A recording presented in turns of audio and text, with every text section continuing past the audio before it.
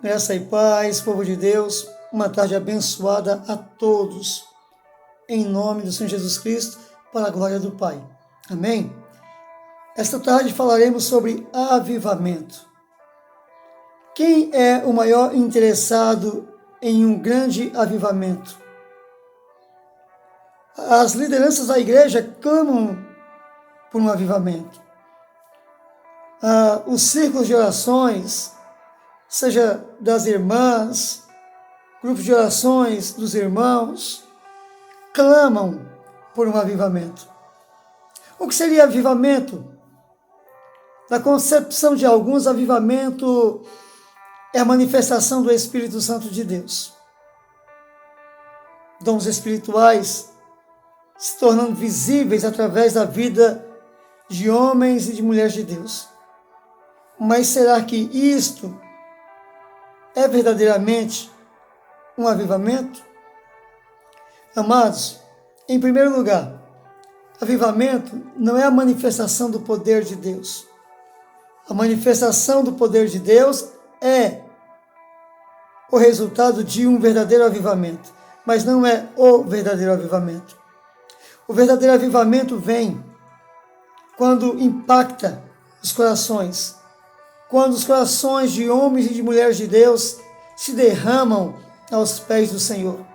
A busca sincera, a busca em amor, uma entrega verdadeira, isso é um avivamento. E o maior interessado no avivamento não são os líderes espirituais, é o próprio Deus e Pai do nosso Senhor Jesus Cristo.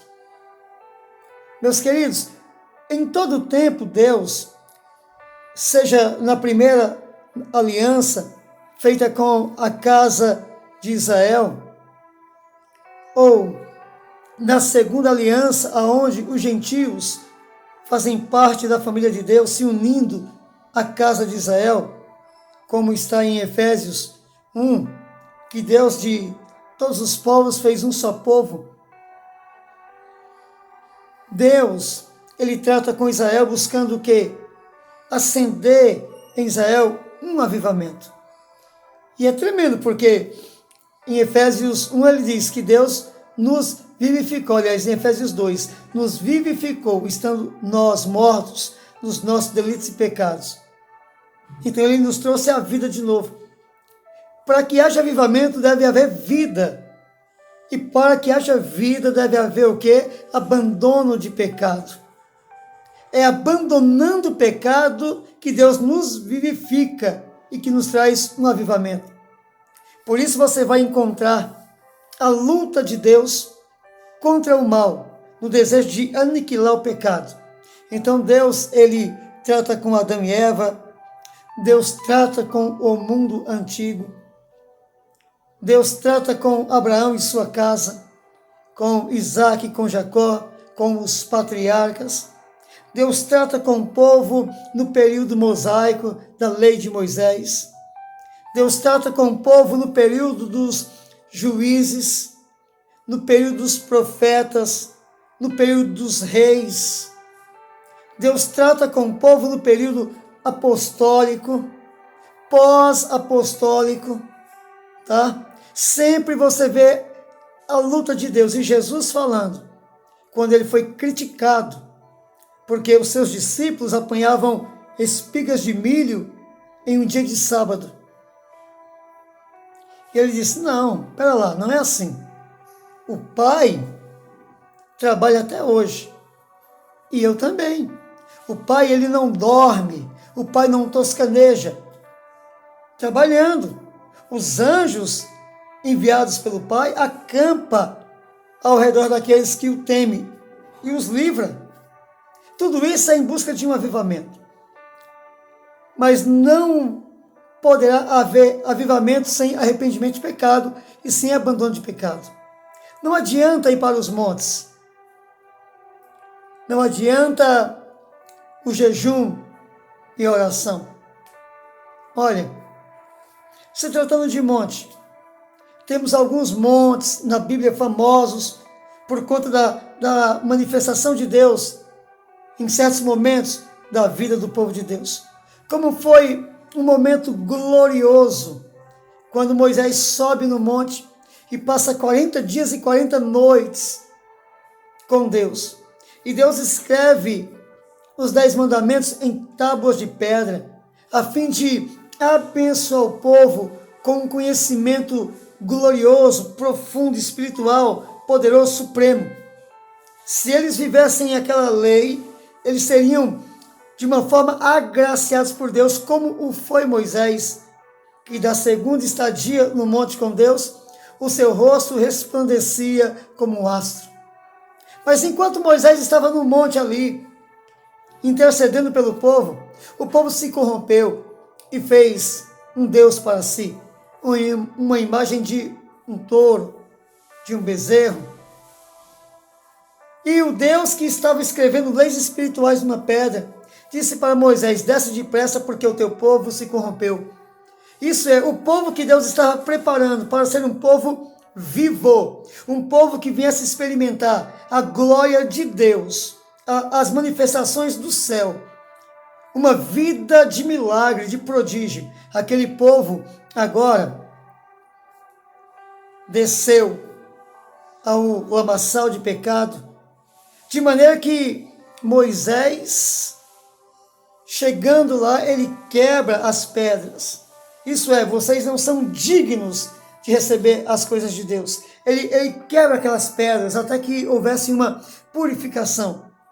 E para que houvesse essa purificação, houve também uma batalha entre os levitas e alguns cabeças de Israel que levaram o povo à prostituição espiritual, fazendo aquele bezerro de ouro. Uma segunda vez, Moisés sobe ao monte. E quando aquele povo agora se guarda do mal, da idolatria, ele desce com as pedras dos 10 mandamentos. E ele desce com o seu rosto resplandecendo. Agora o povo teria para si o conhecimento de leis que iria os tornar um povo chegado de Deus. O avivamento não vem sem a aproximação de Deus. O avivamento vem quando Deus se aproxima de nós e está conosco. E para isso acontecer, é como está na palavra, temos que buscar a Deus de todo o nosso coração. Mas um alerta aqui: como poderá haver avivamento no meio do povo de Deus, se o povo de Deus hoje guerreia não contra o mundo, mas contra os próprios irmãos? É um pastor, um ministério aqui, que se levanta contra outro ministério ali, todos dizendo que é de Deus. É um irmão aqui, um obreiro aqui, que se levanta contra o seu próprio pastor. É um irmão que se levanta contra o próprio irmão. É uma irmã que se levanta contra a própria irmã. Tudo isso dentro das igrejas. E esse mesmo povo diz assim: precisamos buscar um avivamento. Esse mesmo povo que está indiferente um com o outro, são esse povo que sobe o monte. São esse povo que fazem jejum e oração. E nós nos lembramos de Isaías 58. É esse o jejum? Olha o que Deus diz: eis que vos digo, vocês estão jejuando para o mal e não para o bem, para apontar o dedo, para falar do outro. Tire isso. Tire o apontar de dedo do meio de vocês. Tire o falar iniquidade, iniquamente. Para de falar do teu irmão. Quando você fizer isso a gente encontra em Isaías 58, versículo 9 e 10. Quando você para de falar iniquidade, quando você para de apontar o dedo, quando você tirar o jugo do teu irmão, então, nesse momento, depois que você fizer isso, é nesse momento que você vai dizer: Senhor, e eu digo, o Senhor dizendo: eis-me aqui. Quando você clamar, eu vou dizer: o que você quer? Quando? Quando tirar o jugo, quando tirar o estender de dedo, quando tirar a palavra torpe, a palavra de defamação. Como que um povo quer um avivamento afastando Deus de sua presença? Porque Deus não comunga com essas coisas. Você veja que em reunião de ministérios, infelizmente, a gente vê até mesmo nas redes sociais. Pessoas gravam momento de reunião e mostram as intrigas, as brigas. De maneira que vi um vídeo que uma igreja parecia mais algo político, porque levantava placa, fora o pastor, fora o pastor. Quem constituiu o pastor? Então, um povo desse pede um avivamento. Como Jesus também disse, um povo mau pede sinal. Não vai haver sinal. Não vai haver manifestação. Não vai haver cura. Não vai haver derramado o Espírito Santo enquanto o povo de Deus não estiver na posição. Como que um povo que transgride o tempo todo quer um avivamento? O mandamento de Deus é amar até o inimigo. Como ter indiferença com os irmãos? Ame o teu próximo como a ti mesmo. Eu não consigo. Perdoe. Eu não consigo. Como que, quebrando os mandamentos de Deus, passando por cima dos mandamentos de Deus, vai haver avivamento? Como? Não, amados. Em 1 Coríntios, capítulo 6, versículo 9, diz assim: não erreis, não pense, não se engane. É isso que significa ali. Nem impuros, nem devassos, nem idólatras, nem sodomitas, nem ladrões, nem bêbados, nem fornicadores, e um tanto de outras coisas nesse nível e nesse sentido. Essas pessoas que praticam isso não herdarão o reino de Deus. Em Apocalipse diz, nem os cães, nem os feiticeiros, nem os idólatras, esses não herdarão o reino de Deus. Meus queridos, Deus não comunga com o pecado. E o pecado do outro não nos justifica. Se alguém vem e peca contra mim, e por conta desse pecado, agora me vem uma opressão, e agora eu tomo uma posição, e agora eu ajo, e agora eu retribuo, fazendo dessa maneira, não somos justificados por Deus, porque não é o pecado do outro que nos justifica, não é o mal que o outro fez conosco que vai nos justificar. Quem nos justifica é Cristo, pelo seu sangue, e isso quando nós abandonarmos os nossos pecados. Tito, capítulo 2, versículo 11, que a graça de Deus se manifestou, nos trazendo o quê? O conhecimento. De que maneira? Para quê? Para que venhamos abandonar os nossos pecados, o mal que nos odeia, para sermos um povo diferente. Então, quem deseja o avivamento é Deus, e para que haja o avivamento Ele ensina. Busque as coisas do alto e não as coisas da terra. Ele ensina. Honra o teu pai e a tua mãe, que é o primeiro mandamento com promessa. Se revista da armadura de Deus, que é ter em sua cabeça, em todo o tempo, as palavras de Deus. Quando falo capacete, está falando do quê? De algo que guarda a tua mente.